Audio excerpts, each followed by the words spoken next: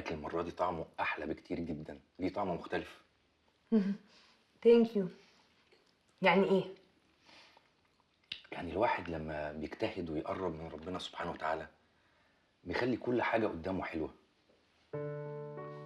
طب وليه ما تقولش علشان بقالنا كتير قوي ما كناش مع بعض؟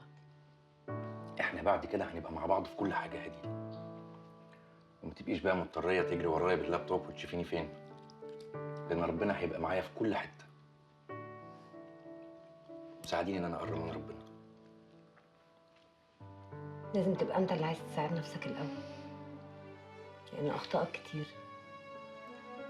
انا بغلط زي اي بني ادم بيغلط، بس مفيش ولا مره من غلطاتي دي كان فيها خيانتك.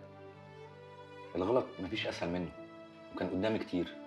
كان ممكن اتجوز عرفي زي محسن صاحبي، بس ما قدرتش لاني بحبك. وانا كمان بحبك، يمكن ده اللي مخلينا متمسكين ببعض. ربنا يديم علينا نعمه يا حبيبتي. بصي انا شبعت، انا هقوم اغسل ايدي قبل البرنامج ما يبتدي.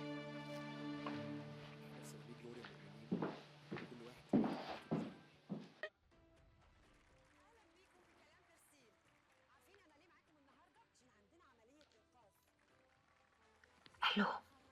ايوه، انتي فين؟ انا في البيت. جوزك عامل ايه؟ كويس. محسن عندك؟ يا هديل، محسن اتغير خالص، بقى كويس قوي معايا، ما بقاش بيخرج مع سيف لانه بقى عنده شغل. فلو جوزك بيقولك انه بينزل مع محسن ما تصدقيش يا هديل. جوزك اتجوز عليك يا عرفي؟ ايه؟ انتي متأكدة؟ ايوه متأكدة، سيف لسه قايل لي. نهار اسود. اهدي شوية، هيحصل لك حاجة. يا هديل، انا هقفل دلوقتي واكلمك البرنامج بعدين. جه ولا لسه؟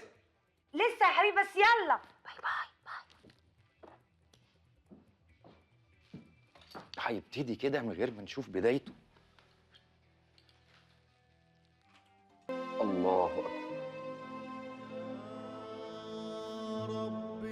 الله اكبر.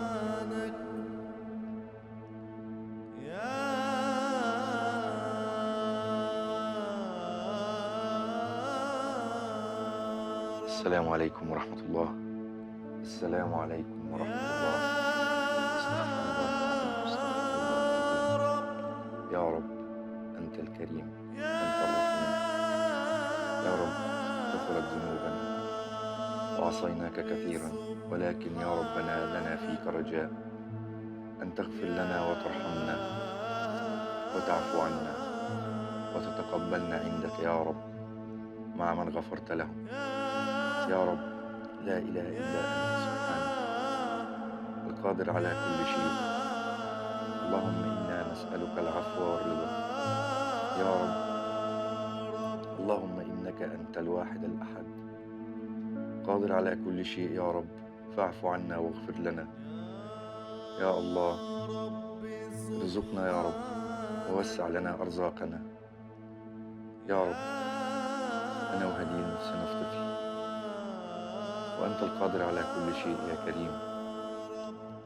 ارزقنا يا الله واعف عنا واغفر لنا. سبحانك أنت الرحيم.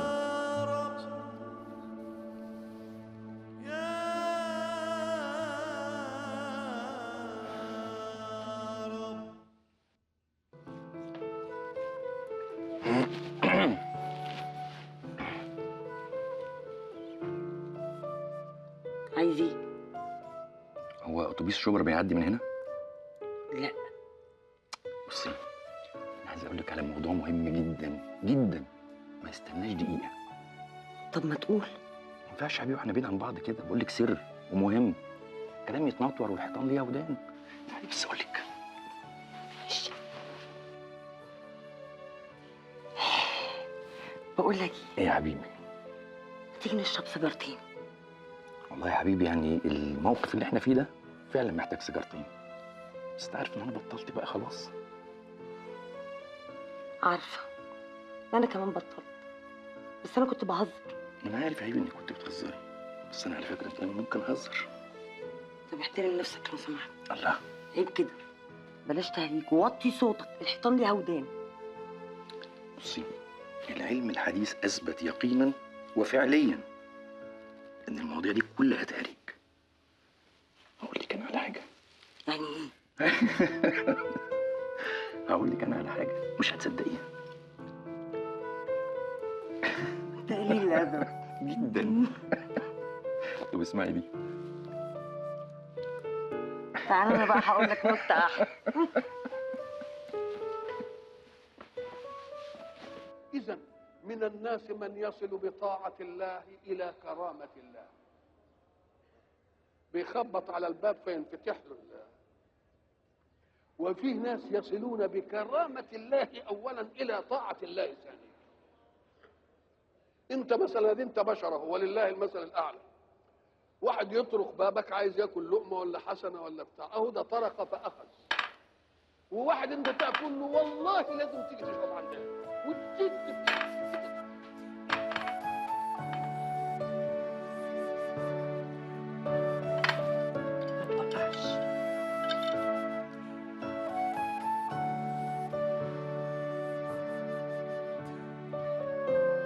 خلاص يا زينب، حاضر، هعدي عليكم بكره الصبح. ماشي يا قمر، باي باي. عملت لك شويه جروشرز تحفه، بس مش هيكفوا غير اسبوعين. يا حبيبتي وماله، ربنا يخليكي ليه؟ ايه الجو ده؟ هو انا بقول لك كده عشان تقول لي ربنا يخليكي ليه يا حبيبتي؟ حبيبي احنا الاتنين واحد. بموت فيكي والله. وانا كمان، بس اعمل حسابك هتعمل جروشرز كمان اسبوعين. بس ربنا يسهل. تعرف ان البنت زينب بتقول لي جالي زباين كتير قوي وطالبين اوردرات كتير، ولازم انزل الشغل من بكره عشان اعرف اسلمها. وماله يا حبيبتي، دي حاجه كويسه. شفت ربنا بيبعت لنا رزقنا ازاي؟ والله انا فعلا مبسوط وحاسس كده في طاقه. بقول لك ايه، طالما انت بقى هتسيبيني وتروحي الشغل وتتشغلي وزباين، ها، عايزك في كلمتين صغيرين كده نقعد مع بعض في الاوضه شويه. نفس الكلمتين؟ لا لا لا لا، ده في كلام كتير جدا. ما انت كنت مهيس المره اللي فاتت وما قلتهمش صح. لا تعالي اوريكي بس انا بموت فيكي ازاي. تعالي. حالي الآن ليس كحالي أول ما بدأت بالالتزام. خشوعي في الصلاة قل، قراءتي للقرآن قلت، وما صرت أتأثر كما كنت أتأثر بالسابق. تغير الحال. سيف، هديل، ازيك يا روحي؟ عامله ايه؟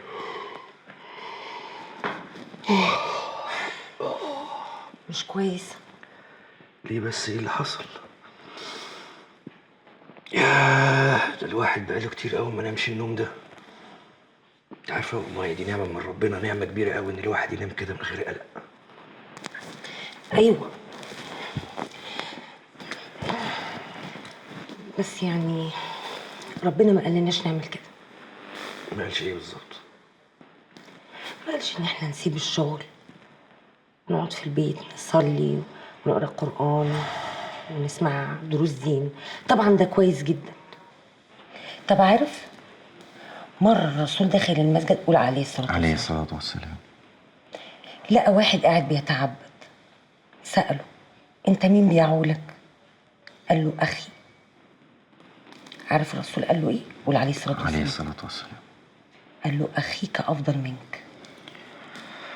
اشتغل بقى. هشتغل يا هديل، هشتغل، بس مش قادر انزل الشغل دلوقتي، وبعدين انا متوكل على ربنا. متوكل حاجة ومتواكل حاجة، والوضع اللي حضرتك فيه اسمه تواكل. وبعدين مش كل ما هكلمك في الموضوع ده هتقول ان شاء الله ربنا هيبعت منين؟ ما هو لازم نشتغل علشان نبعت. وايه لازمة الكلام ده دلوقتي؟ ولا يعني عشان انت صرفت على البيت شوية كده؟ عموما انا اسفة، ما اقصدش، لكن انا كمان مبقاش معايا فلوس. في اوردرز كتير بقيت الغيها. متقلقيش، انا هتصرف. تتصرف ازاي؟ يعني ممكن ابيع الموتوسيكل ونصرف على البيت من ثمنه. انت بتحب الموتوسيكل ده جدا، هتبيعه علشان تصرف فلوسه؟ طب وبعد ما نصرف فلوسه هتبيع ايه تاني؟ طب عايزاني اعمل ايه دلوقتي؟ تشتغل. حاضر، هشتغل بس مش وقته، لسه ما جاش وقت ان انا اشتغل. سيف انت بقالك شهر ولا بتروح الشغل ولا بتروح الجامع. انت ما بقتش تخش الجامع غير يوم الجمعه بس. ادي انا مستريح كده، وبعدين انا قاعد في البيت بأدي الفرض بفرضه وبقرا قرآن وبسمع دروس دين اكني في الجامع بالظبط. وبعدين اهم حاجه ان انا ما بعملش حاجه تغضب ربنا. طب اشتغل. حاضر يا هديل، قلت هشتغل. حاضر. بقول لك ايه؟ عايز ايه؟ سيف انت بتزهقش؟ ازهق؟ حد يبقى جنبه القمر ده ويزهق؟ ده انا باخد حقي منك تالت ومتلت، حقي اللي حرمتيني منه بقالك كتير. هو انا ليه حاسه انك بتنتقم مني؟ ده حب يا هبله. لا يا راجل. والله. بقول لك ايه؟ نعم. انتي اخبار التحاليل ايه؟ اهو برضه نعرف الجو فيه ايه. تصور كنت بفكر اروح النهارده. يا رب ارزقنا يا رب. يا تعالي رب. بقول لك، تعالي بس نترزق جوه. السلام عليكم ورحمه الله وبركاته. السلام عليكم ورحمه الله.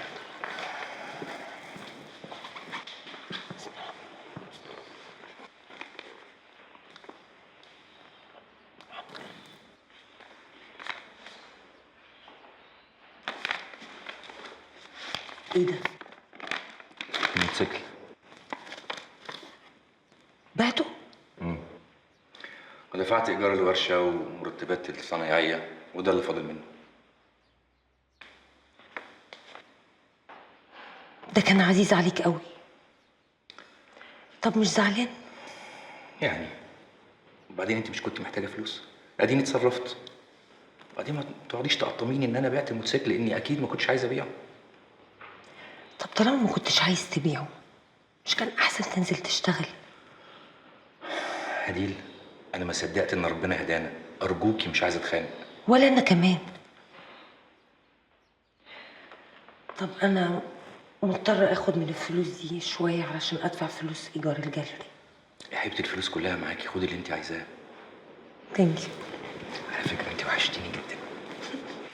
سيف مش قادرة وتعبانة وماليش نفس. حبيبتي بقول لك وحشتيني. ايه يا سيف في ايه؟ انت بقيت اسوأ من الاول، مالك؟ خلاص. استهدي بالله ووطي صوتك. استهديت. لا اله الا الله محمد رسول الله.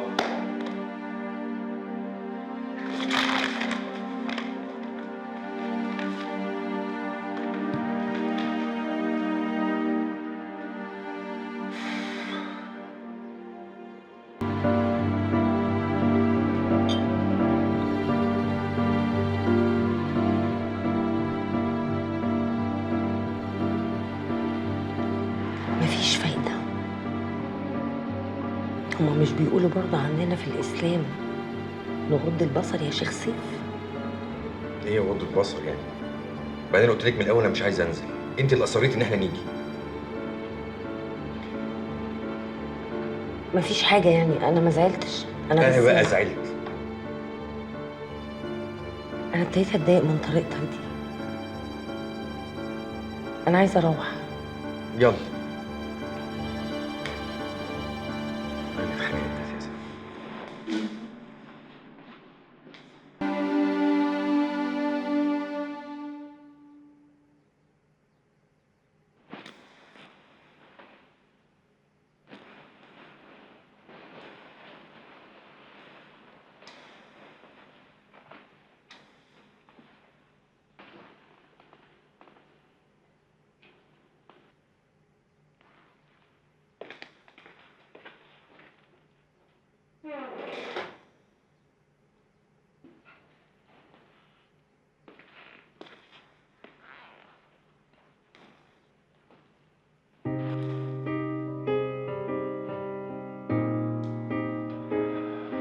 صباح الخير.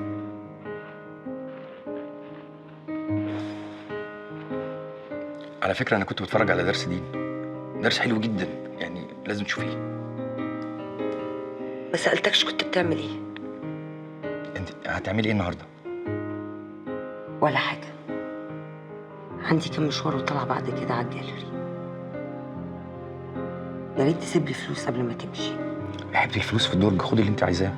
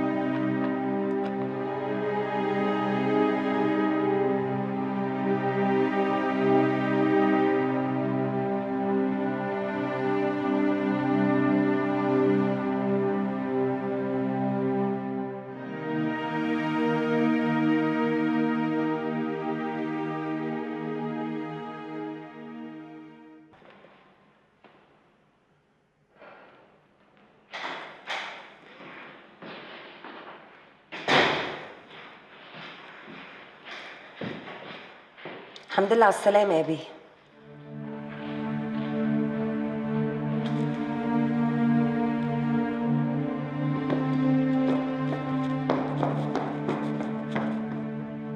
ممكن أعرف كنت بايت فين؟ اطلعي بره يا هديل. مش طالعة، ورد عليا. أنت كنت فين؟ وبتعمل إيه أصلاً؟ رايح في داهيه، غير من وشك. البيه شاف له شوفه طبعا. ولا خلاص اتجوزت؟ انت مالك؟ اتجوزت ولا ما اتجوزتش؟ انا حر. إيه البجاحة والفجر اللي أنت بقيت فيهم دول؟ لمي لسانك واحترمي نفسك يا هديل. احترم نفسك أنت الأول. انت ست قليله الادب، والعيشه معاكي بقت تطهر، ولا حاجه نافعه معاكي، لا قرب من ربنا نافع، ولا صلاه نافع، ولا حاجه نافعه. انت ايه؟ جواك شيطان. طب وأنت لما اتغيرت أنا عملت إيه؟ ايه؟ اتحجبتي؟ ده كان عشانك مش عشاني. لا يا بيه، عشانك انت. اتحجبت وانا مش مقتنعه، لكن قلت طالما بقيت احسن انا كمان ممكن اكون كويسه. دي حاجه ماليش فيها، دي حاجه بينك وبين ربنا، انا مالي. طب وانت عملت ايه بقربك لربنا؟ انت مالك ومال انا عملت ايه؟ انا حر، ومن هنا ورايح ما تدخليش في حياتي تاني خالص. دلوقتي انت حر، ما تدخلش بعد ما خلاص ما بقاش معايا فلوس. ولا انا كمان بقى معايا فلوس زيك بالظبط، وبعت الموتوسيكل وكله كان بإرادتك، محدش غصبك عليه. عندك حق، انا غلطانه اني وقفت جنبك. كرهتني في كل حاجه حلوه بعملها. ايه الحلو اللي انت بتعمله بالظبط؟ بتاكل وتشرب وتنام معايا وتنام، هو ده كويس؟ انت بني ادم فاشل، فاشل في علاقتك بربنا، فاشل في شغلك، فاشل حتى في علاقتك بمراتك، فاشل. انت بتمد ايدك عليا؟ انا لو فاشل انا فاشل عشان انت معايا. انت ست فاشله، انت مش ست اصلا. حتى وانا نايم معاكي ببقى زهقان وطهقان لانك ست جهله. وفوق كل ده انت عاقر، ما بتخلفيش يا هديل. وانا هتجوز، انا حر هتجوز، وهسيبك كده متعلقه زي الكلبه. طلقني يا سيف. مفيش طلاق، انا هسيبك كده متعلقه. يبقى تمشي تطلع بره وما تدخلش البيت ده تاني، انت سامع؟ بيت؟ يعني هتطلعيني من الجنه؟ يكش يولع بيكي. في 60 داهيه.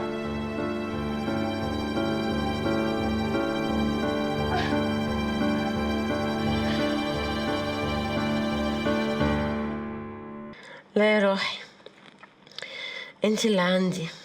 سكرتي امبارح طينه واتدلقتي فجاه. ليه كده؟ بتحصل كتير. كتير. قوليلي، وراكي حاجه النهارده؟ عندي مشوار مهم عايزة أعمله، وعايزة أطلع على الجاليري بعد كده. سارة، أنا مبقتش أعمل شغل. ليه كده يا هديل؟ فشل، وماشية ورا واحد ما يستاهلش. ياه، هديل هانم بتعترف انها غلطانة؟ ده الايام هتقوم يا جدعان. بس ده في حد ذاته انجاز. متزعليش على الغلط، اكيد هتتعلمي من الفترة اللي فاتت. أكيد. انتي عارفة إن أنا الفترة اللي فاتت عرفت حاجات عن ربنا ما كنتش أعرفها قبل كده. طب حلو، بس المهم تكون حاجات صح، عشان اللي بيتكلموا في الدين اليومين دول كتير قوي، ونصهم بيحط لك السم في العسل. بس أكيد أنا هعرف أميز بين ده وده.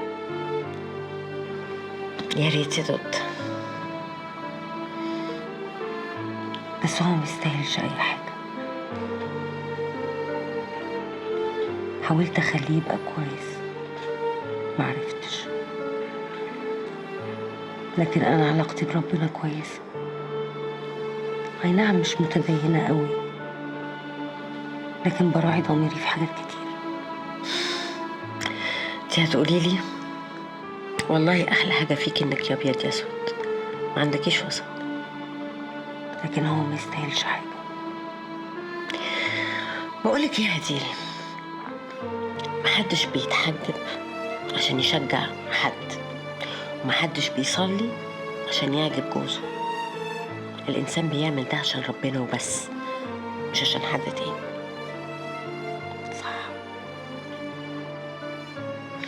قوليلي هتعملي ايه بعد الشغل؟ ليه؟ عايزة مني ايه؟ يا ساتر، الله الله الله الله، انتي اوعي. أول ما شفت اسمك على التليفون ما صدقتش. ايه؟ قلت مش هتصل بيك تاني؟ أنا كنت عارف إنك هتتكلمي، بس مش دلوقتي يعني. على الأقل اديتلك شهر كمان. يلا يا ستي مفيش مشكلة. المهم قولي انت عامل ايه والولاد وكل حاجة؟ أنا كويس الحمد لله. وإنتي؟ عايشة. طب ده خبر كويس جدا في حد ذاته. أنا بقى يا ستي ابني كان في النادي امبارح سايق العجلة جنب السلم، وقع دش دماغه وأخد غرزتين. يا حبيبي، طب وهو عامل ايه دلوقتي؟ زي الجن. صمم يروح النادي تاني النهارده يركب العجلة وكأنه ما خدش أي حاجة ولا كان في أي حاجة. ناقص.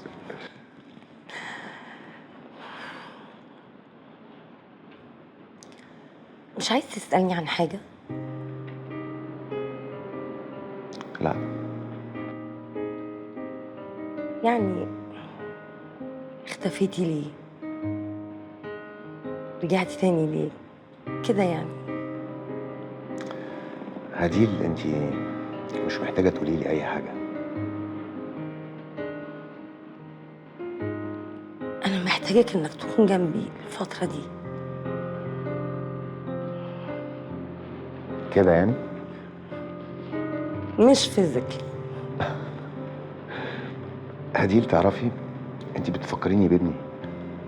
غاوية تسوقي العجلة، تنزلي مع السلم تقعي تاخدي غرزتين في دماغك، وبعد كده تقومي تقفي تاني. تخيل طلعت ما بعرفش اركب عجل.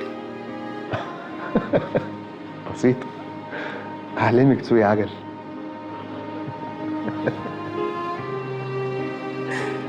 اوكي.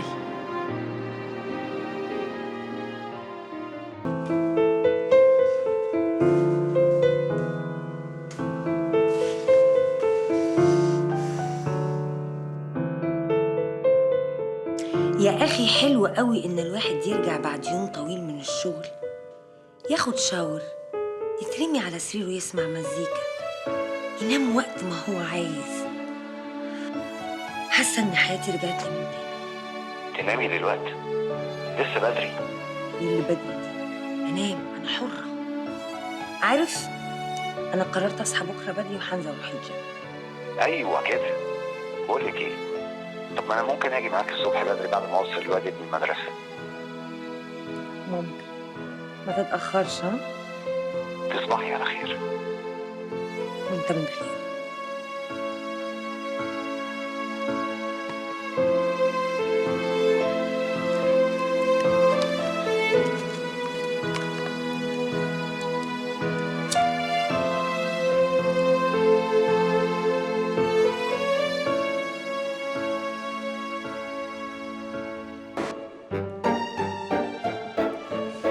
شكلك مستمتعة أوي دلوقتي. انا عايزه اقول لك اني بقيت بستمتع باي حاجه بعملها. اكل، شرب، لبس، خروج، حتى الشغل. هتفضلي كده؟ انا مبسوطه قوي كده. عارف لما تبقى في سبق وعمال بتجري تجري تجري ومش عارف انت بتجري ليه، وفجاه ترتاح قوي؟ اهو ده سيف في حياتي كان. عايزة تقولي لي إنك هتسيبي سيف؟ انا سبته اوريدي. هتطلقي؟ كان اصعب قرار عندي ان انا اخد القرار اني ابعد عنه، وانا عملت كده. فبقى طبيعي جدا ان احنا لازم نتطلق دلوقتي. مش يمكن هو مش عايز يعمل كده؟ لا، سيف هيعمل اللي انا عايزاه. وإيه اللي خلاكي متأكدة بالشكل ده؟ عشان انا عارفاه. هديل، من كلامك عن جوزك الراجل ده بيحبك. أنا عارف وأقدر أحس بالراجل زيي. بصرف النظر بقى هو عايش إزاي، بيعمل إيه في حياته، الراجل ده بيحبك. اولا انت مش زي سيف. سيف اناني جدا، انت مش اناني. مش عرفك. معرفش، نظرتي يعني، احساسي بيك كده. مش يمكن عشان إحنا أصحاب أنت حاسة كده، لكن لو كنت جوزك مثلا كنت هتحسي إن أنا زي سيف أناني برضه؟ انت مش فاهم. سيف بيعوز كل حاجه في نفس الوقت. ومين مش عايز كل حاجة في نفس الوقت؟ مفيش راجل ما بيعوز كل حاجة في نفس الوقت. بدليل احنا الاتنين اصحاب اهو. لان انا محتاج صديقة ومراتي مش عارفة تعمل معايا كده. وانتي برضو نفس الحكاية. ممكن نغير الكلام في الموضوع ده؟ انت عايز تبوظ لي مودي وهتسد نفسي ومش هكمل الساندوتش بتاعي. سوري خلاص، تعالي نغير الموضوع. فاكرة أول مرة قابلتك؟ كان علشان شغل، فاكرة؟ معرض الصين. أيوه بالظبط. من ساعتها اللي أنا رحت سألت على الناس ديت، الناس بتوع الصين، ولا هم جم ولا المعرض اتعمل ولا أي حاجة حصلت. بس عرفتك. ذمتك مش أحسن؟ طبعا أحسن. خسرت مستقبلي وخسرت المعرض. كل ده عشان نبقى أصحاب.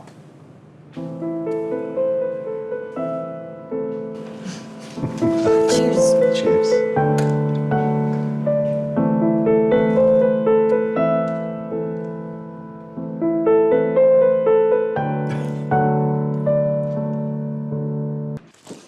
الله، بتاعي دوري. دورها يا بنتي. الله، معايا ولد. ميرسي يا هدي. 9 لما يتحط عليها 9 تبقى اسمها ايه؟ مصر يا اختي. يس. العبي اهو. ما تردي بقى. مين حسين ده؟ وانت مالك؟ اولا مالكيش دعوه، ثانيا حسين ده واحد بعده. خلاص ارتحتي؟ اخبار شغلك ايه انت؟ تمام الحمد لله. ايه هما زي ما بنسمع كده الممثلين بياخدوا الارقام دي ولا ده اي كلام؟ مش كل الممثلين طبعا، النجوم بس هم اللي بياخدوا اجور عاليه.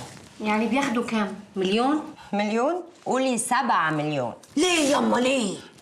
عشان المنتج ما بيقدرش يجي على النجوم، لكن بيجي على الناس الغلابه طبعا. وتلاقيهم طبعا كلهم معقدين نفسيا. ليه؟ ما هي الفلوس بتغير النفوس، كل واحد فيهم فاكر ان هو احسن واحد في العالم، ما بيطوش اصلا يشتغلوا مع بعض. ليه؟ يعني احنا الاربعه كده لو بقينا نجوم واتعرض علينا مسلسل لا يمكن نوافق نشتغل مع بعض. طب ليه؟ بيغيروا من بعض صح؟ بيغيروا بس نفسنا ما يعلم بيها الا ربنا. كل واحد فيهم بيعد الكلمه في المشهد وبيعد المشهد في المسلسل، وده اجره اكتر، لا ده اجره اكتر، انا اسمي محطوط فين، يوه مشاكل كتير. عشان كده ما تلاقيش فيه بطولات جماعيه وتلاقي كل المسلسلات بطل واحد. ليه؟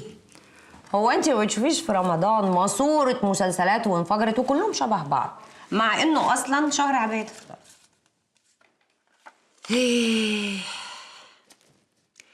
فاكرين يا عيال لما كنا صغيرين وبنمثل مع بعض؟ ايه يا ريتنا كملنا وطلعنا نجوم ولا حاجه. وناخد 7 مليون. 7 مليون تخيلي. الغبي يا حبيبتي ردي على التليفون، انا صدعت. يا اما اعملي سايلنت. طيب هرد. لا ايوه كنت سكران ومش نايم، ولما يكون في ميعاد اكيد هكون فايق. معلش. هو انت ما عندكش اي كلمه غير معلش؟ ايه انا قلت معلش، ما تزعليش. اتاسف. نعم. زي ما سمعت اتاسف. انا نيلة اسف. لا علي صوتك ما سمعتش. اسف خلاص بقى. شوفي عايزه قصدي نتقابل امتى؟ بكره.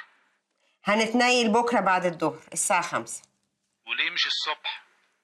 عندي مواعيد. هتتنيل بكره الساعه 5. ليه؟ مش عارفه. يلا نكمل لعب. يا حراميه الكوتشينه يا زباله. ليه؟ هو ايه اللي حصل؟ عماله تبص في ورقك وانت بتتكلمي في التليفون. كدابه والله كدابه. حصل يا ايه؟ قولي لها. انا يا هديل. حصل. البت دي حراميه. ايوه لازم تتعاقب بقى. استنوا بشوف المسج. وريني هاتي. احلى الاوقات يا قمر السنين في كنيف. ايه ده؟ بلدي قوي. انا عارفه انه بلدي.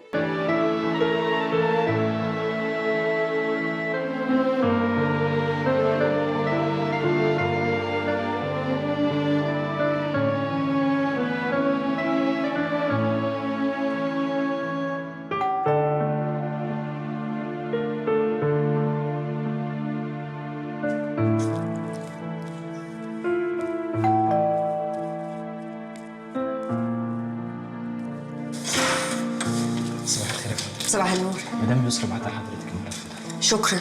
قول لها ان انا هكلمها. تحت امرك.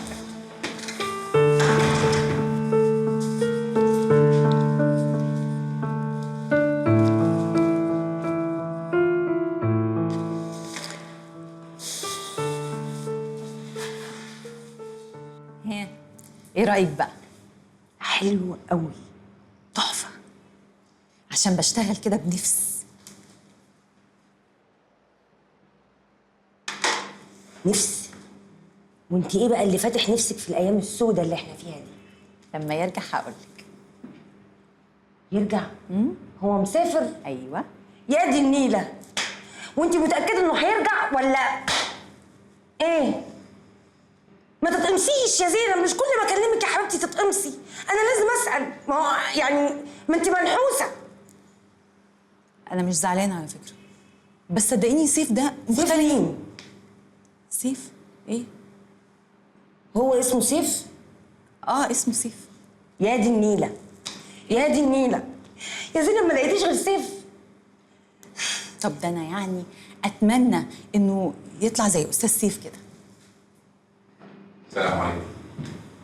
وعليكم السلام ورحمه الله. ايه ده؟ انت عامل لك شاي صح؟ انت عايزه شاي حالا، واعمل لكم انتوا الاثنين شاي. اتفضل.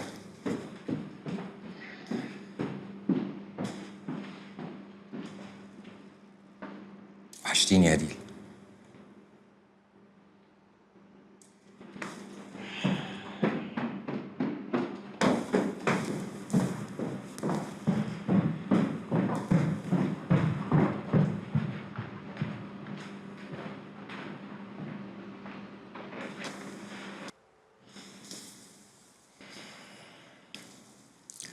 هديل، انا جاي اقول لك ان انا ما اتجوزتش ولا عمري فكرت اني اتجوز. ده اولا. ثانيا انا مش زعلان ومسامحك على اي حاجه قلتيها او عملتيها، وطالب منك انك تسامحيني.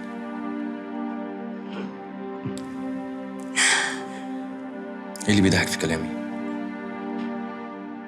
طيب مبسوطه قوي انك سامحتني. انت بتتريقي؟ انت ايه رايك؟ جريه هديل. وطي صوتك وكلمني زي ما انا بكلمك.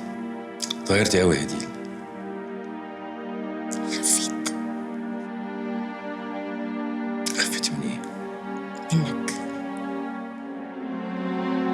لو كنت فاكر انك هتيجي وتصالحني والمية ترجع لمجاريها تبقى غلطان. انا حياتي بقت احلى بكتير من غيرك، واكيد انت كمان. انا مش عايزه اعيش معاك تاني. بس انا ما اقدرش اعيش من غيرك يا هديل. انا حياتي من غيرك ملهاش اي طعم. طلقني.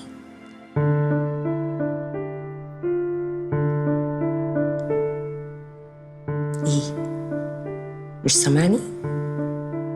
هقولها لك تاني. طلقني.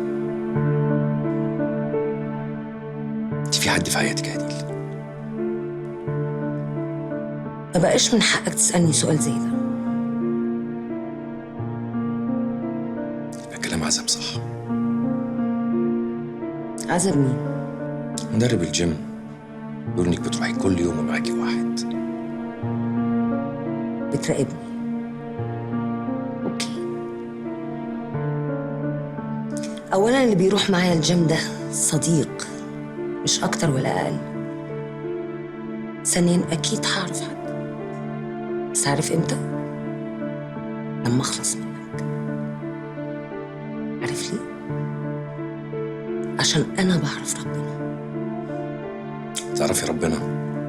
انت هتشتغليني يا هديل. لاخر مره هسمح لك تقول لي اي كلمه ممكن تجرحني. وانا لاخر مره بقول لك مش هطلقك. هخلعك. هديل، انا مش جاي اتخانق، انا جاي اصلح. انا مش عايز البيت يتخرب يا هديل. يتخرب؟ اتخرب. انت بس اللي عرفت متاخر. انا عملت كل حاجه ممكن اقدر اعملها علشان انجح العلاقه دي، وفشلت. ما عنديش حاجه تانية ممكن اقدمها. مش مهم يا هديل، انا هقدر. انا اتغيرت، انا بقيت حاجه تانية دلوقتي. مش قادره اصدقك.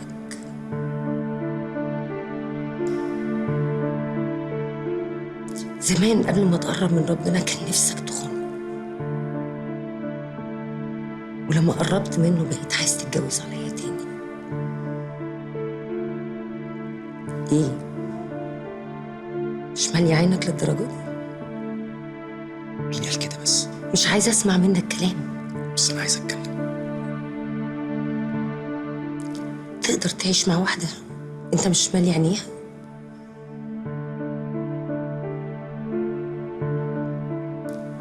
انت ما بقتش مالي عينيا.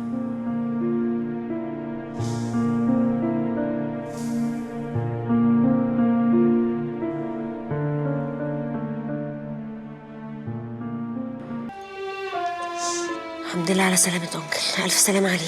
الله يسلمك. تعبتوا نفسكوا ليه بس؟ انت يا بنت عبيطة، مش صحاب، لازم نقف جنب بعض. شفتي يا هدي؟ بنام وليلة تبهدل كده. إن شاء الله هيكون كويس. هيبقى فيه إيه؟ إن شاء الله يا رب. يا العمر. لا، تعالوا فين؟ أكيد تعبان وعايز يبقى مرتاح، وطنط أكيد مش نايمة، وسيبيهم براحتهم أحسن.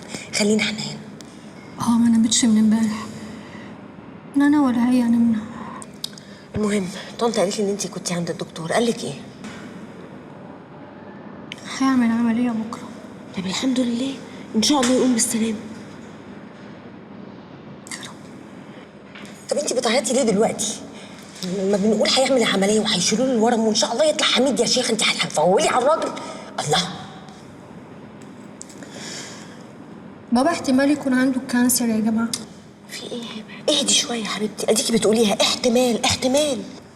البت دي نكديه وبتحب تفول دايما. ما قلنا هيطلع كويس ومفيش حاجه ان شاء الله. يا ساتر. ان شاء الله حبيبتي.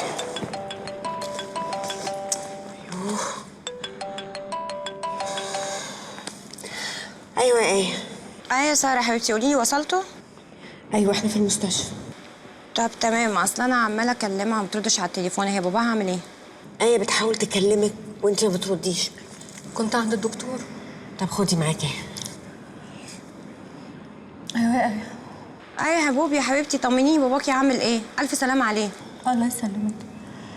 هو تعبان شويه وهيعمل عمليه بكره. انا ساره طبعا حكيت لي كل حاجه، وان شاء الله وان شاء الله يا رب يكون بخير. يا رب يا آية. يا رب يا حبيبتي. معلش طبعا انت عارفه انا مشغوله في القناه ومش عارفه اجيلكوا دلوقتي. اول ما اخلص هجيلك على طول.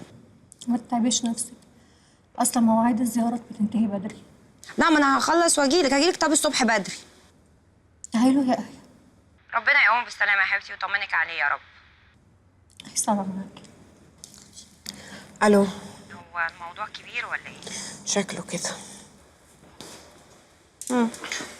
طب يا حبيبتي عشان خاطري بس ما تسيبوهاش لوحدها. يا امي مش هينفع. خلاص دلوقتي عشان خاطري. سلام. تمام يا حبيبتي. ماشي خلاص. لا هخلص شغل واكلمك. يلا باي باي. باي. لينا ايه يا شيخ؟ انت مالك حاشره نفسك ليه؟ احنا في ايه ولا في ايه؟ انت غريبه. فاكره يا بنتي يا هبه يوم ما البنت دي كانت بتعمل عمليه وقعدنا نشرب سجاير في الكوريدور بتاع المستشفى؟ ابوكي اسود، دي حاجه تفكريني بيها يا هديل دلوقتي. انت غريبه قوي. انا اللي زهقتيني اليوم ده. انا اللي غريبه. 18 ساعه بتفوقي، زهقتيني. يا ساتر، رهيبه انت، رهيبه انت. تفاتلك بلاد مش طبيعيه. وكان في حته دكتور اهبل عامل لك العمليه. طمنك. شكرا. سلامتك يا ساره.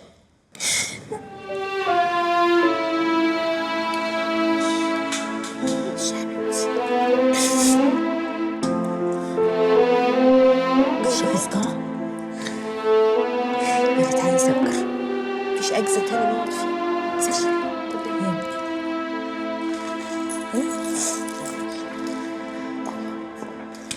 فتحي يقول لي كل حاجه تمام جاهزه؟ انا بعت عربيه وحماطه خلاص زمانه جاي في السكه. طب كويس. قولي بقى طلعتي الماتيريال في القلم؟ يا نهار اسود القلم. يا نهار اسود القلم؟ يعني ايه؟ انا نسيته في البيت. يعني ايه نسيته في البيت؟ انت بتتكلم بجد؟ يا نسيته في البيت وهروح اجيبه حالا. يعني ايه تجيبه حالا؟ انت بتهرج؟ انت ايه؟ ما عندكش مسؤوليه؟ مش حاسس باللي انت بتقوله؟ اقسم بالله العظيم القلم ده ما جاش دلوقتي بالماتيريال اللي فيه لو اديك في 60 داهيه ومشيك من البرنامج. طب ممكن توسعي من قدامي عشان اروح اجيب القلم من البيت حالا؟ اتفضل يا بيه مهمل، اتفضل.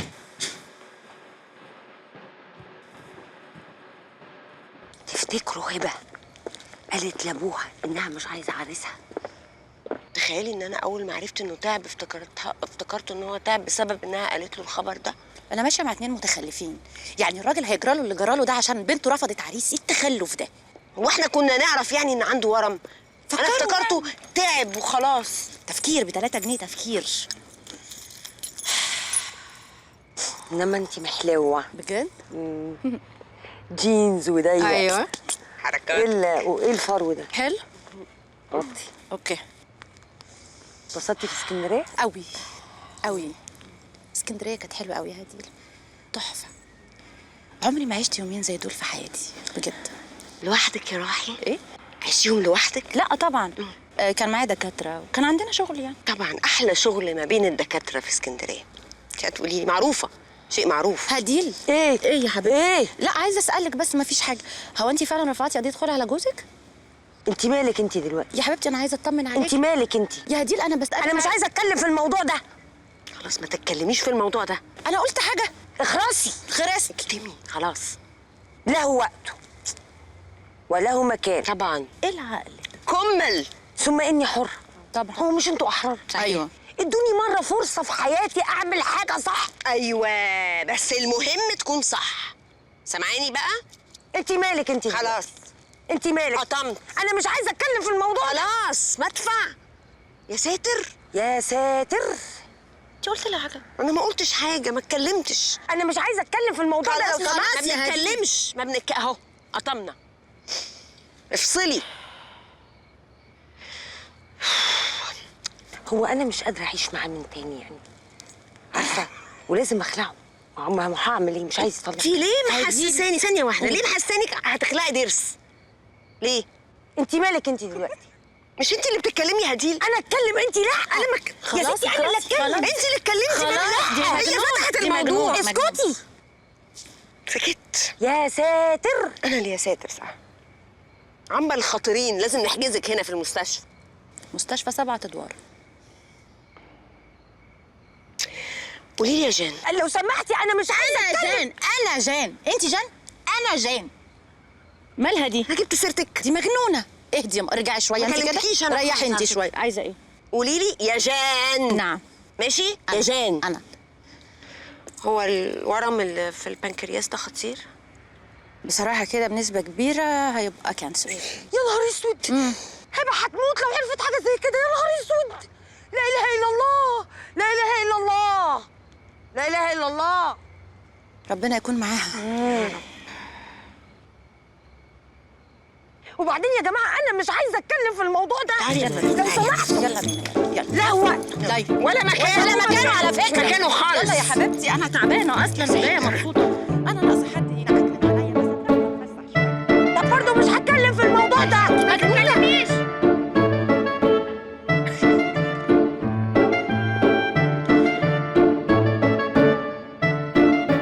طب انا معيش عربيه يا شيخ. يا خالد وصلت خلاص. ميرسي على النهارده، كانت عزومه حلوه قوي.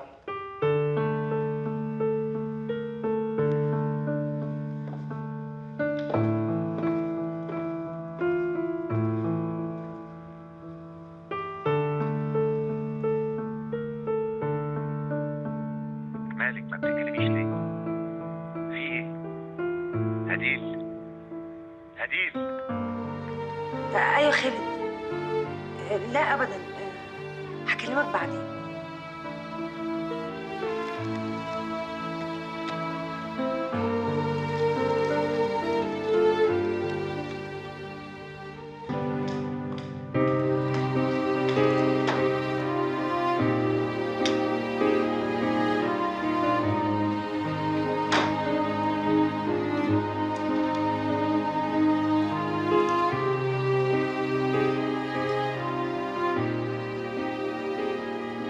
انت بتعمل كده ليه؟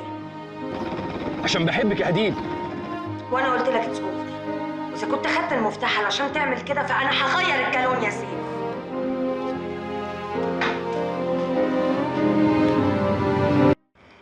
هنجيب الحجر ده وهندخل الخيط فيه. اوكي. نقيت اكبر واحد عشان نقفل بيه العقد. اوكي. وبعد كده هنجيب اصغر منه اهو. اتفضل. اوكي. يلا اتفرجي. اعمل ايه يعني؟ نقي احجار مناسبه لبعض والوان تليق مع بعض. بس كده؟ الله يطمنك. طيب ناخد ده مثلا احمر واخضر يشتغلوا مع بعض صح؟ ما تتريقيش عليا من شغال فضلك. لغايه دلوقتي شغال. اوكي انا بتعلم. ازرق. اوكي. انا هعمل لك كوكتيل حلو قوي دلوقتي. اصفر. بلاش اصفر. كمل. طب موف. ولا موف. ايه الاختيارات دي؟ نقي الوان مناسبه لبعض. انا هقول لك حاجه لذيذه جدا. احنا ناخد دول كده زي ما هما ونحطهم هنا.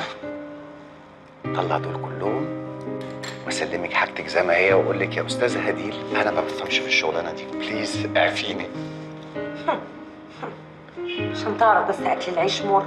اكل العيش وكلام السواقين اللي انت بتقوليه ده في ايه؟ طلب معايا. بس انت مالك؟ يعني ايه؟ يعني حاسس انك مش طبيعيه شويه. خالص بالعكس. بتسرحي كتير يا هديل، تروحي بعيد قوي ما بعرفش بتروحي فين بالظبط. هو السؤال بقى انت مالك انا بروح فين؟ سؤال مهم قوي. يعني مش عارفه ليه.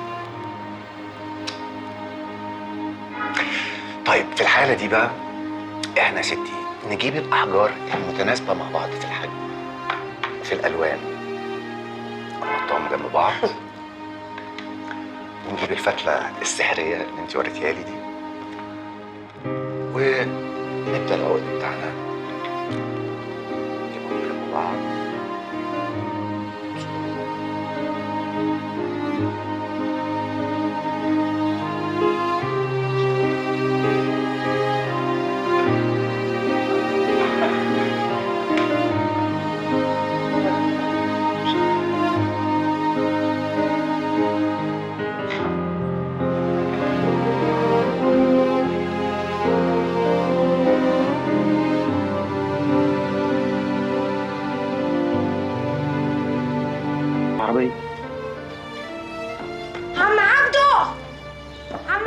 ايوه يا استاذه، ايوه يا استاذه. معلش هات لي عربيه بسرعه من الجراج. العربيه خدها الاستاذ سيف الصبح بدري. ليه يا عم عبده تديله عربيتي ليه؟ هو انت مش عارف ان دي عربيتي؟ بس انا ما اقدرش اقول لسيف بيه ما تاخدش العربيه. طب خلاص روح انت. حاضر. طبعا طبعا.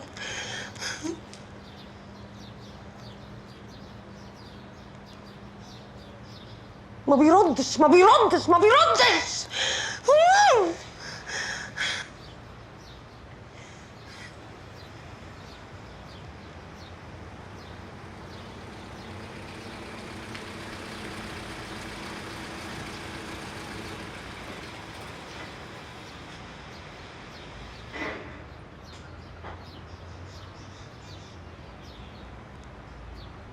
بتاخد عربيتي من غير ما تقولي ليه يا سيف؟ ليه؟ انت تعرف انا ورايا ايه النهارده؟ حرام عليك اللي بتعمله معايا ده، انا كان ورايا سيرفيس النهارده. يوه. انا كنت متاكد انك مش هتصحي الصبح بدري، فجيت خدت العربيه واديتها لك التوكيل، عملت لك الصيانه كلها كامله. ليه؟ هدي لي مفتاح في العربيه عندي استنى.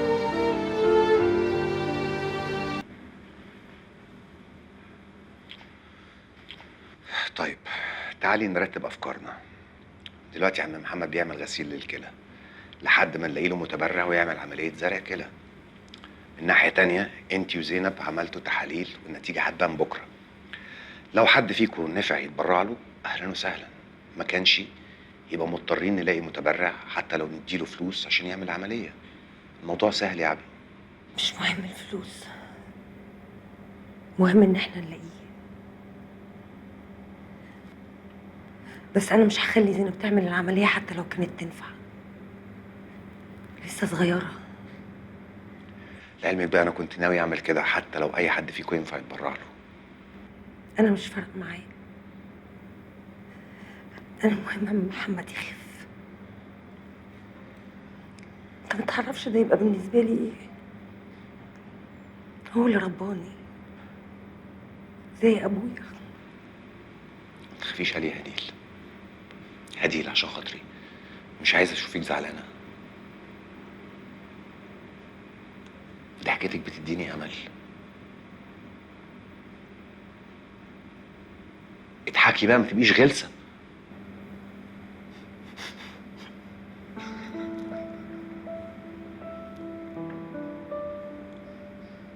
عارف اني طول عمري بحلم بان يبقى في حد جنبي، يبقى جنبي في اي مشكله تقابلني، حاسين انها سهله مهما كانت صعبه. مش عارفه اقول لك ايه. ما تقوليش اي حاجه. هديل انا ببقى فرحان جدا وانا جنبك.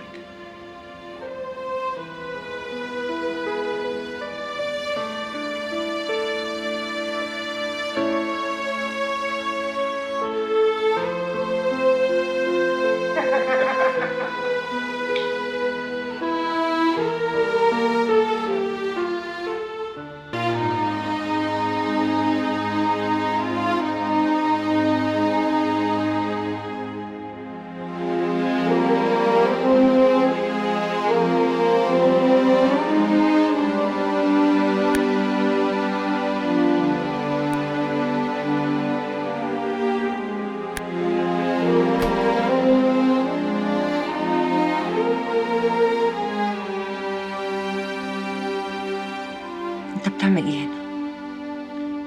انا جاي اخد بيت حاجتي ونفسي اتعشى مع مراتي. سيف انا ما بقتش احبك،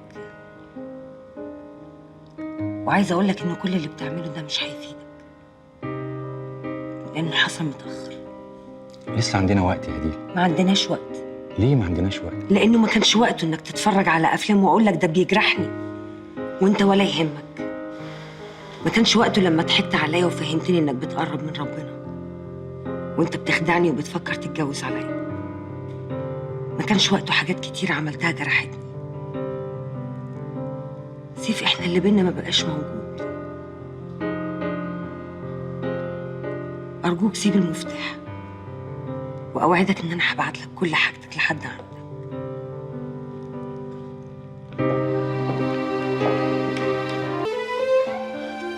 تعبتك معايا يا بنتي. هي الادويه هتخليك تقول كلام مش مظبوط ولا ايه؟ انت زي ابويا، في حد يقول لبنته كده؟ ربنا يخليك ليا يا بنتي. يخليك ليه وتقوم بالسلامه ان شاء الله. وتفتكري يا بنتي هنلاقي حد يتبرع؟ يتبرع ايه بس يا بابا؟ دول بياخدوا فلوس وفلوس كتير كمان. مش مهم كام، المهم ان احنا هنلاقي اللي هيتبرع. ما الاستاذ سيف كان هنا وفي كلامه قال لي ان العمليه سهله. سيف؟ ما هو جه وانا قلت له ان هو في المستشفى. الو؟ ايوه يا سيف. سيف بتاعك مش بتاعك انت. مش هطلعي بره الاوضه دلوقتي حالا. ليه؟ مش هطلعي بره. ليه؟ مين اللي قال لي سيف؟ انا سيف فيهم. بنت هتستعبطي هضربك قدام ممكن يفطس مننا حاجه. ما هو جه الجلبي وعرف ان بابا في المستشفى والبيت. ماشي ماشي.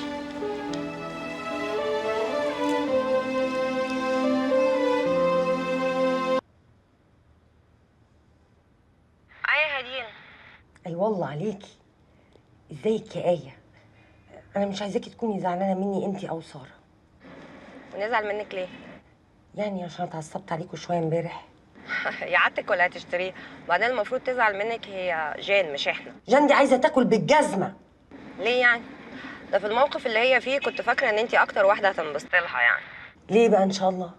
يعني عشان هتاخد واحد مسلم وممكن تسلم. يا بنتي يا هبله، دي هتسلم علشان بتحب مش عشان مقتنعه. وبعدين طالما مش هتسلم بصحيح تزعل ابوها وامها منها ليه؟ ما ترجع لاهلها. ايه الغلاسه دي؟ وبعدين خلصوا كفتسة مصر عشان تروح تحب لي واحد مسلم؟ انتي عارفه ان انا كل شويه بكتشف فيكي حاجه جديده؟ ليه؟ يعني انك حقانيه ودي حاجه بحترمها فيكي. يا بنتي انا طول عمري كده، ده العادي بتاعي، بس انتوا مش واخدين بالكم. لا ما تقوليش كده. يعني ايه؟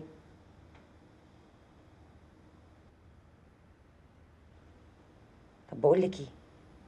انت مال صوتك؟ مفيش، متضايقه شويه. يعني موضوع كده هبقى احكي لك عنه بعدين. ويا بنت تكوني بتحبي واحد مسيحي وعايزه تتجوزي انت كمان. لا يا ستي. بقول لك ايه، طب ممكن اقفل معاكي ثانيه ارد على الويتنج واكلمك؟ باي.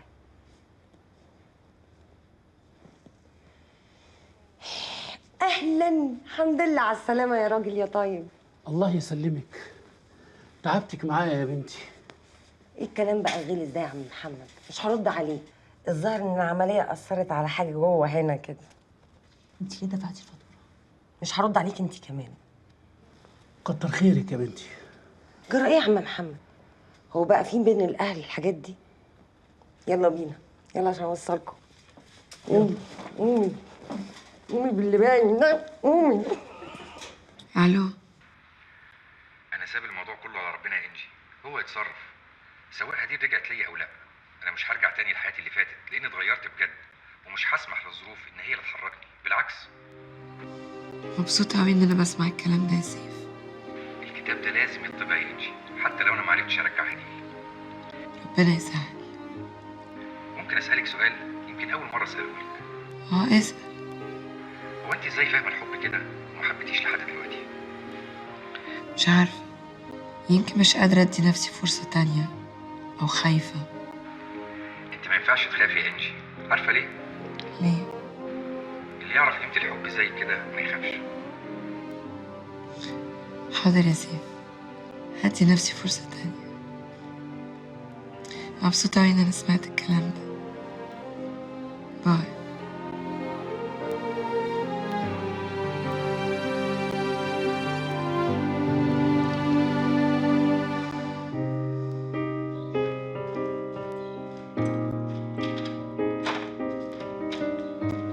صباح الخير يا هدير.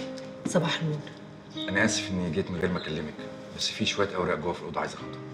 اوكي اتفضل. انت عيانه ولا ايه؟ لا استعبنا شويه. ده انت سخنه جدا. في دكتور شافك او اخدت اي دواء؟ لا. انت حرام عليك بتعملي في نفسك ده. بصي هاتي المفتاح، انا هنزل اجيب لك دواء من الصيدليه وهجيلك بسرعه، خشي انت ترتاحي. متشكره، ما تتعبش نفسك. هديل مش وقت دلع. هاتي المفتاح وخشي ارتاحي. يلا مش هتأخر عليكي، خشي ارتاحي.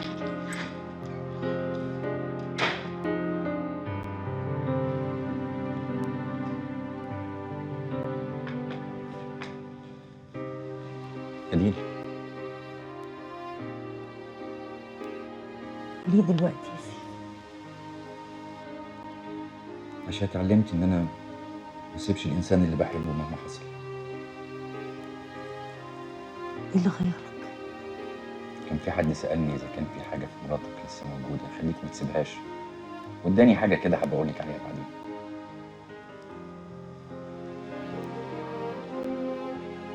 إيه ده؟ جبت الكتاب ده منين؟ مرات محسن صاحبي. أنا فعلا اديتهوله.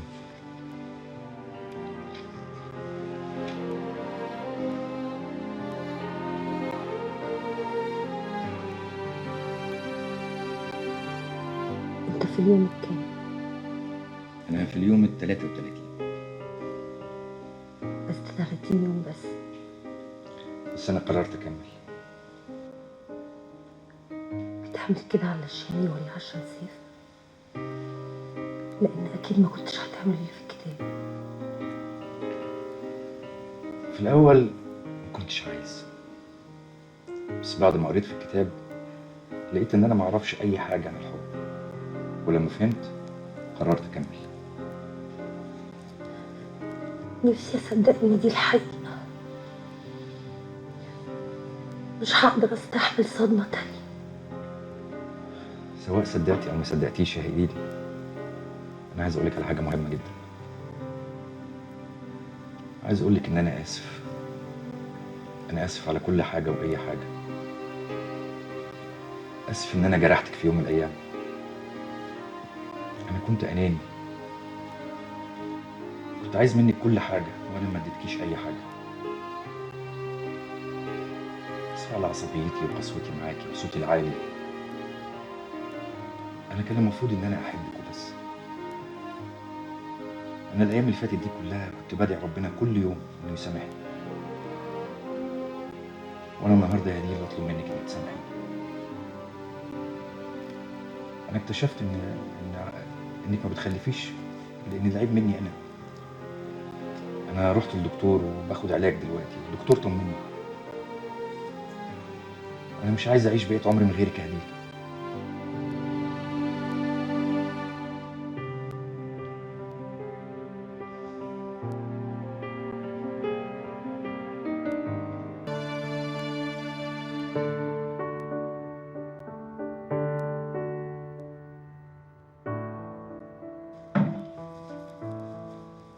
مالك؟ ماليش. عاملة ايه؟ أنا عاملة كويس، وقراية فتحتي بكرة أنا وسيف. مبروك يا زينب. الله يبارك فيكي. على فكرة أنا سمعت كلامك وما قلتلوش على موضوع العملية، لأن عارفة إن هو يعني مش هيستوعب. بحبه قوي، خايفة يبعد عني. ما تخافيش، ربنا عايز يستر عليكي. انسي الموضوع ده خالص وما تخافيش منه. انتي اتعلمتي من غلطك.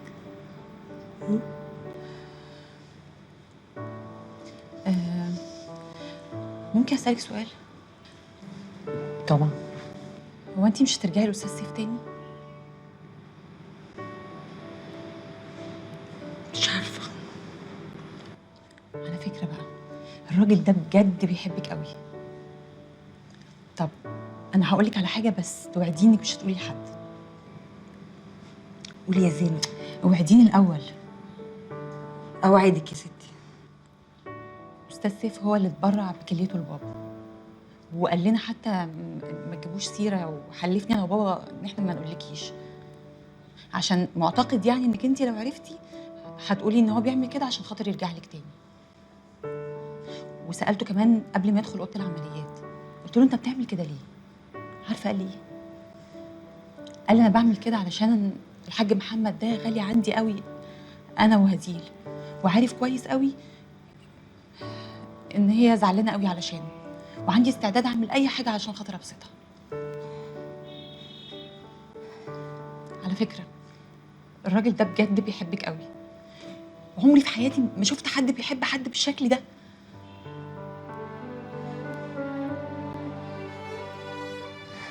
سيبيني لوحدي يا زينة، سيبيني لوحدي بليز.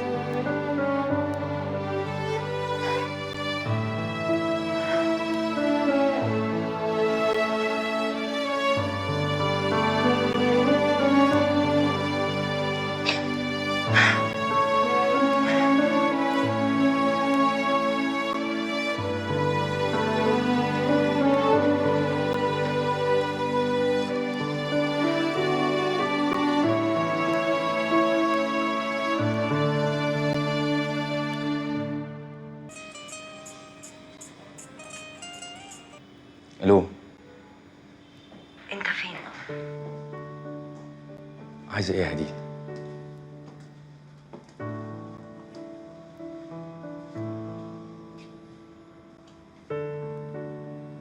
لو ما كنتش قلت لك انك راجل جدع فانت ده.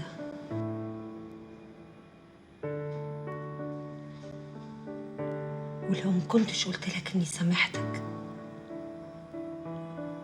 فانا سامحتك.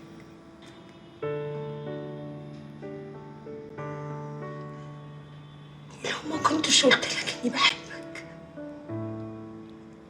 فانا ده.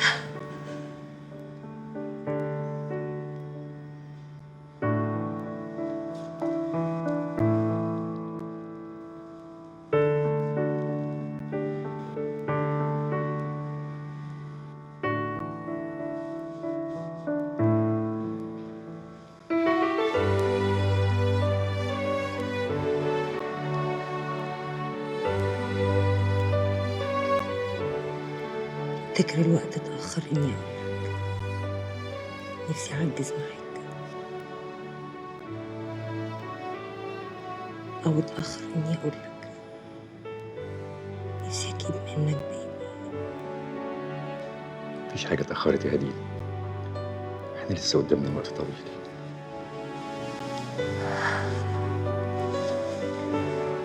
وحشتيني.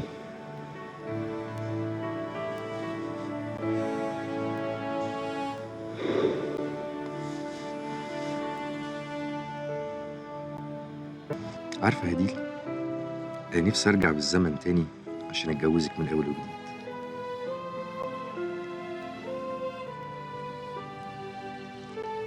أنا حاسس إن أنا ضيعت وقت كتير ما حبيتكيش فيه، ونفسي أعوضك عنه. طول ما احنا مع بعض هنبقى أحسن. أيوة، من هنا ورايح هنبقى إحنا، ما عادش في بينا أنا خالص، إحنا وبس.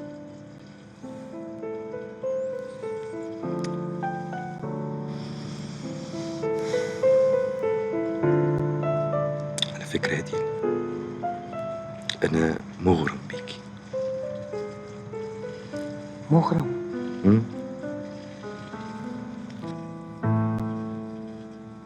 مش قديمة شوية دي يا سيف؟ مش بقولك هرجع بالزمن لورا، يعني هتلاقي كلام برضو كده قديم، يعني ممكن فجأة تلاقيني أقول لك كنينة. يسعد مساكو، أنا ممنون، قديم بقى. أو يسعد نهارك. بس تعرف فكرة حلوة، ترجع تتجوزني من جديد؟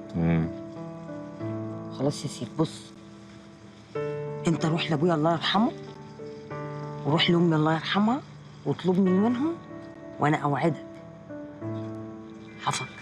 ايه يا هديل، انا عشان اروح لابوك الله يرحمه وامك الله يرحمها يبقى انا لازم كمان الله يرحمني؟ ما يلا في داهيه بقى يا سيف. وانا اتجوز بقى واحد طول بعرض وبشعر وبقصه، بعد الشر عليك. فاكره هديل اول مره مسكت ايدك فيها؟ كان يوم منيل ب60 نيله. ليه كده؟ ليه يا سيف؟ انت كمان حبكت تمسك ايدي وانت سايق الموتوسيكل. حد يسوق الموتوسيكل بايد واحده؟ خلتنا نتشقلط في الطين ومش عايزه اقول لك ايه اللي حصل لي. كل حاجه اول اوفر طين. ده انا ما عرفتش شكلك من الطين اللي كان لا ما بقول لك اول اوفر طين. وعلى ما روحت بقى الطين كان نشف، ومش عايزه اقول لك ايه اللي حصل بقى في الشاور. ايه ده غريبه جدا، دي ساين ربنا بعتها لي. انا مش عارفه ازاي ما فهمتش يعني ايه الغباوه دي. طيب فاكره اول مره بوستك في خدك؟ لا بس هو انا فاكره يعني انه كان عيد ميلادك، كان يوم حلو قوي. غريبه. حلو منين بس؟ مش عارفه. ده انا يا دوبك روحت البيت لقيت البواب مستنيني على باب البيت بيقول لي يا استاذ سيف البقاء لله ابوك مات. تقولي لي حلو. ما هي علامه برضه ما خدتش بالي منها. نفس الغباوه. بس عارفه على قد الغباوه اللي احنا فيها دي بحبك برضه. وانا على قد غباوتك ما اقدرش ابعد عنك. انت عارفه يا هديل، زمان اكتر حاجه شدتني ليكي ايه؟ مش عايزه اعرف. عينيكي، بصة عينيكي كانت حلوه قوي، شعرك. بس الحقيقه الحاجه الوحيده اللي ما كانتش عجباني رجليكي، كانوا نازلين من الفساتين بتاعتك زي عيدان الكبريت كده. رجلنا؟ ده زمان انت دلوقتي زي الفل. يا عم اسم الله عليك، روح اتفرج على نفسك وانت لابس شورت. ايه مالي؟ لا مقوس خالص يا سيف. ايه مقوس؟ ايه مقوس دي؟ ما عاملين كده يا سيف. هم ايه دول؟ انت كنت بتركب حمار قبل كده وبعته عشان تركب موتوسيكل؟ حبيبي مقوس خالص. حمار ايه يا بنتي؟ انا كنت بركب خيل، انا كنت بطل. يا عم خيل ايه بس؟ خيل ايه؟ ده انت مكسر كده.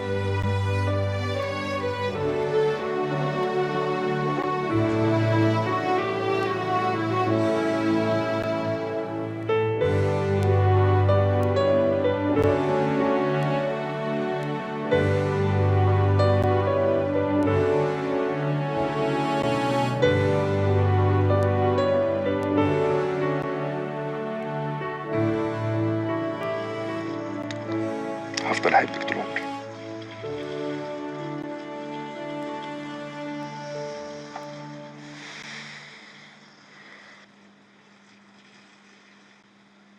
ربنا ما يحرمنيش منك يا نينا.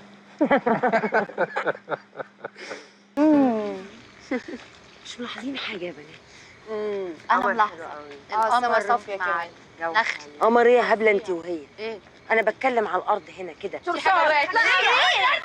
هو انا كل ما اكلمك تقولي لي صرصار؟ بخاف من الصراصير يا جماعه. انا بتكلم على مستوى القاعده يعني. قاعده؟ يوه ايه؟ طب قولي عايزه تقولي ايه؟ حلوه القاعده. مش ملاحظين ان من ساعه ما شفنا بعض واتقابلنا حياتنا اتشقلبت؟ تصدقي يا هديل انك بتتكلمي صح، بس انا ما لاحظتش حاجه زي كده. ده انا حتى في الحياه نظرتي ثقيبه كده وذات معنى. ثقيبه؟ اه. طول عمرك دكتوره مثقفه. البت دي مش مصدقه ان انا صيدلانيه لحد دلوقتي. اجيب لك الشهاده من البيت اعمل ايه بالظبط؟ صدقني يا بنت ساره شكلك انت عامله لنا عمل ليكي في الحاجات دي صح؟ أكيد. بلبسك ده والغوايش والجنونات الملونة والشمع المرمي ومولع في هتولع في بيتهم في يوم من الايام. بس بقى انت وهي. لعلمكم احنا اتقابلنا عشان كنا كلنا محتاجين لبعض، وبعدين لو كنت عامله سحر يعني كنت عملته لنفسي، ما انا كمان حياتي اتشقلبت. يا اختي اتشقلبت ايه؟ انت متشقلبه خلقه. اللي متشقلبه ده انت كل يوم والتاني. اسكتي بقى، ده انت عرفتيني. ده انت بقى لنا قد ايه بنشوفها دي؟ متشقلبه ولا هتقولها؟ وبعدين حامل مش عارفه من مين. يا هادي خلاص يا هادي يا انت غلسه بجد. بتقول لك اتشقلبت، ده انت اتعدلتي يا شيخ. ماشي انا اتعدلت وانتي هي بقت كده. يعني انا شلت لا مش شغاله يعني حفظت الخط. اوكي اتعلمت. بصوا انا مش عارفه يعني هي احسن يعني ولا احسن يعني يعني احسن. على الاقل في الاخر عرفت راجل. تمام. طب يا جو انا اسفه مش هقدر اسالك السؤال ده، انا عارفه انه سؤال حساس. لا ما فيش اي حساسيه ولا حاجه، عادي. بس اللي انا عايزه اقوله لكم حاجه مهمه جدا بجد. يمكن اكون احسن واحده فيكم دلوقتي. ليه يعني؟ السلام. انا حاسه ان نفسيتي بقت احسن، حياتي بقت احسن. بشوف الناس وبحس بيها بشكل مختلف. ايوه بس اول ما عرفتك كنت متحشمه عن كده. يلا فعلا؟ دي اكتر فتره في حياتي بجد انا راضيه فيها عن نفسي. قد ايه انا عظيمه ومتواضعه. الله البت دي زباله. انت طول عمرك كده على فكره، طول عمرها كده، انت مش هتخسي ابدا. ده انت شخصيه عجيبه. يا بس يا حد انا اقدر كده اقول ان انا كده نجحت في ايه؟ العمل بتاعي. برافو. اشتغل. برافو. عمل ايه؟ عمل اسود والهب. مش انا عامله سحر الحوار كده كنت بقول لها انت عامله باللبس سحر هنا من انا نجحت يا هديل. عشان كده انا هطلب منكم طلب دلوقتي. ايه؟ مدوا ايدكم. يلا ماشي، يلا بينا يا ماما. لا تعالي انت وين؟ المد ايدكم، ايدي اتقطعت اتشلت. انا مش عايزه، مش هلعب. لا بليز مش عايزه. بطلوا تهريج بقى. مدوا ايدكم عشان عايزين نتواعد ان كمان 5 سنين يوم عيد ميلادي برضو نتقابل يوم اسود ونقعد بس بقى. هتفضلي تحتفلي بعيد ميلادك لمده كل 5 سنه؟ سنين؟ كل سنه. ايوه طبعا. ايه الفراغ ده؟ لا بس كمان 5 سنين تحديدا نتقابل ونقعد القعده دي. اوبا انا موافقه. مش هنشوف بعض لمده 5 سنين. ايه هبله انت وهي. لا طبعا هنشوف بعض بس هنقعد قعده زي دي كمان 5 سنين. ليه؟ عشان نشوف ايه اللي حصل في حياتنا. فعلا اكيد حاجات حلوه جدا هتكون حصلت. ليه؟ ايش ضمنك انه في حاجات احسن؟ يا ساتر يا رب. يعني انا ممكن اقابلك كمان 5 سنين ابقى مطلقه ومشرده الكلام ده صح ومش لاقي اكل وبعت المحل وسيف اتجوز عليا اكيد. مش هتخلي في الشارع. ها؟ مش حالتي في الشارع كمان غالبا. يا رب. وانت حياتك هتبقى ايه؟ ما اعرفش بس على فكره انا ممكن انا الواد الصغنن ده فتحي تربيني. بجرب يمكن ما نفهمش بعض ما نكملش. ممكن اسيب البرنامج. يا بنات بصي كده ليه؟ مش عارفه. ممكن افكر في حمزه. هو برضه راجل كويس. مركزه قوي. عموما يا جماعه انا عايزه اريحكم من ناحيتي. اكيد اكيد اكيد انا هترهبن ومش هعرف ولا واحده فيكم وهيفضل ده افضل يوم في حياتي. ايه التشاؤم اللي انتوا فيه انتوا كلكم ده؟ يا جماعه فكروا في نهايات سعيده. بمعنى ما هو مفيش. يعني في الايام السوداء اللي احنا فيها دي فين تفاؤل؟ اجيبه منين؟ الكلام ده بشوفه في المسلسلات.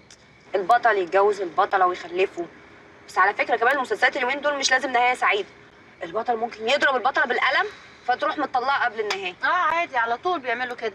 وكمان في مسلسلات اليومين دول لازم يطلعوا المسيحي يترهبن في الاخر. مش عارفه قافلينها قفله سودا. طب بصوا بقى انا جات لي فكره هايله. ايه؟ احنا لما هنتقابل ان شاء الله يوم عيد ميلادي برضه كمان 5 سنين ندينا طول العمر هنقعد مع بعض ونكتب قصه حياتنا في مسلسل. اصلا لو كتبنا قصه حياتنا في مسلسل محدش هيصدقها لان كله هيقول لك ده خيال علمي. هو في حاجه بتحصل بالشكل ده؟ ايه الهبل ده ليه يعني؟ اللي ليه يعني؟ بنات ومخدرات وحشيش وخمره والفاظ زباله. صح. ده مش ده حصل فعلا وبيحصل؟ ايوه حبيبتي حصل وبيحصل. بس مش كل حاجه في حياتنا ينفع نقولها كده. يعني ما ينفعش نقول للناس ونعترف بكل حاجه بنعملها علشان في حاجات في حياتنا اكيد بتبقى عيب ما يصحش ان احنا نقولها. ليه؟ عشان عيب. لا كده احنا بندفن راسنا في الرمل. ايوه احنا لازم الناس تتعلم من اخطاء الاخرين. ايوه يا ساره جنى عندها حق. ثم ان مش كل الناس مشاكلها زينا. صح. في ناس مشاكلها ابسط بكتير. يا حبيبتي مش كل الناس مشاكلها زينا بس في ناس مشاكلها زينا وفي ناس زي ما انت بتقولي مشاكلها ابسط وفي ناس مشاكلها اكتر. بس المشكله الناس بتختار ان هي تجمل واقعها بالكذب. ايوه بس احنا عندنا مشكله في بلدنا. هنا الناس ما بتحبش ان انت تواجهيها بمشاكلهم. يعني ما يحبوش ان انت تقتحمي حياتهم. بيخافوا من الموضوع ده. طبيعه مجتمع يا جماعه. يا جماعه ما تسيبوها تقول اللي هي عايزاه.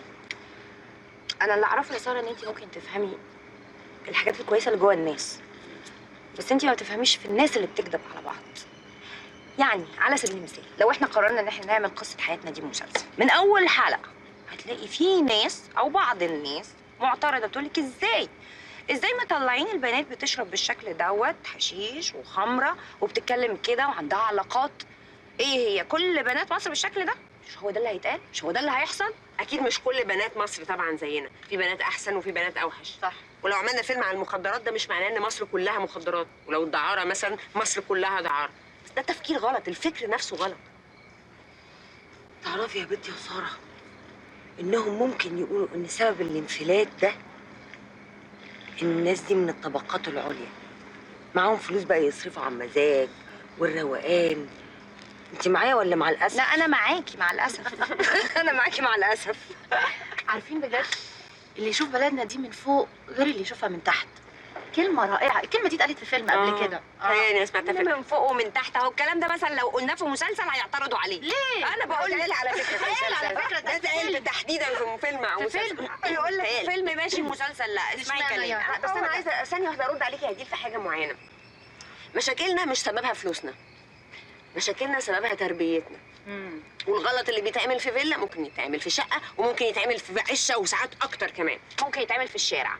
بس لولا بقى البوليس يقبض عليهم ويقول لهم فعل فاضل في الطريق العام او كبسه.